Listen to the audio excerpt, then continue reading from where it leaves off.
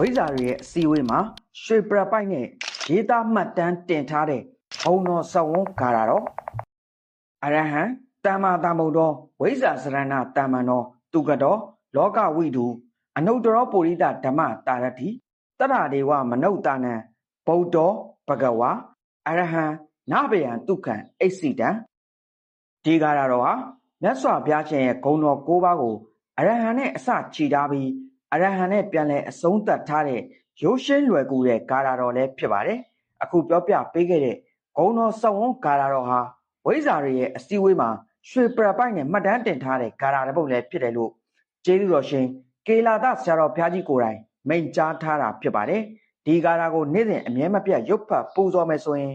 မိမိကိုယ်ကိုဂုဏ်တော်တွေနဲ့စဝန်းတပွဲတတိုင်းခတ်ကာယံထားတဲ့ကဲ့သို့ဓာလံလေးများတနတ်ဘုံတံအန္တရာယ်မှန်သမျှမကြရောက်နိုင်ကြောင်းလဲကေလာသဆရာတော်ကြီးကမိတ်ဆိုထားပါတယ်။ကေလာသဆရာတော်ကြီးနဲ့ပတ်သက်လို့ပြောရရင်တော့ဆရာတော်ကြီးဟာဘာမဲ့ထွက်ရပေါက်ဆရာတော်ကြီးရဲ့တပည့်အရင်လည်းဖြစ်ပါတယ်။ဒါအပြင်ကေလာသဆရာတော်ကြီးဟာကျော်စန္ဒာဆရာတော်ဘုရားကြီးပြီးရင်အလောင်းတော်ကတ္တပလှိုင်မှုတွေကိုဒုတိယအကြိမ်မြောက်လူသားစင်စစ်အနေနဲ့ဝင်ရောက်နိုင်ခဲ့သူလည်းဖြစ်ပါတယ်။ဒါအပြင်ကေလာသဆရာတော်ကြီးဟာ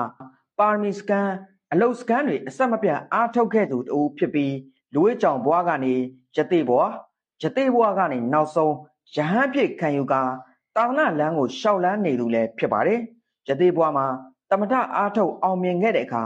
အောင်ဝရတိဋ္ဌိအောင်ဆိုတဲ့ဘွဲ့ကိုရရှိခဲ့ပြီးယဟန်ဘွားမှာတော့အရှင်အရိယဓမ္မတိဋ္ဌိဘွဲ့နဲ့ကေလာသတောင်တော်မြတ်မှာတာသနာပြုလုပ်ငန်းတွေကိုဆောင်ရွက်ခဲ့ပါတယ်။ကေလာသဆရာတော်ကြီးကိုတွားရောက်ဖူးမြော်သူတွေရဲ့ပြောပြချက်တွေအရဆရာတော်ကြီးဟာဓာလုံးတွေကိုလေပေါ်မှာဖမ်းပြီးလာဖူးကြသူတွေကိုချီးမြှင့်ခြင်းဓာလုံးစိန်ရည်တွေတိုက်ကြွေးခြင်းတွေကိုလှုပ်ဆောင်လေးရှိတယ်လို့ဆိုပါတယ်။ဒါပြင်ဆရာတော်ကြီးဟာတိဋ္ဌိပေါက်ထားတဲ့ဓာလုံးတွေကိုလည်းလာရောက်ဖူးမြော်ကြသူတွေကိုမြင်မှုအောင်လို့ပြလေးရှိတယ်လို့ဆိုပါတယ်။အဲ့ဒီတိဋ္ဌိပေါက်ထားတဲ့ဓာလုံးတွေဟာ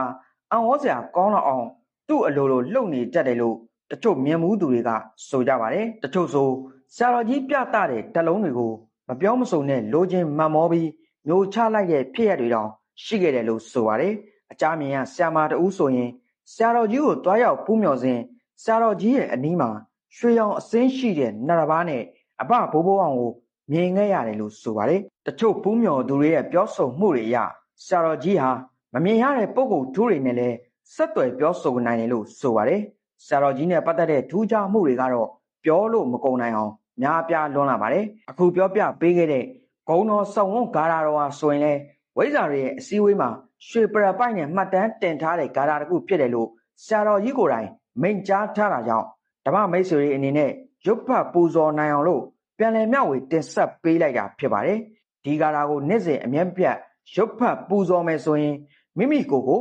ဂုဏ်တော်တွေနဲ့စဝန်းတပွဲတတိုင်းကကာယံထားတဲ့ကဲ့သို့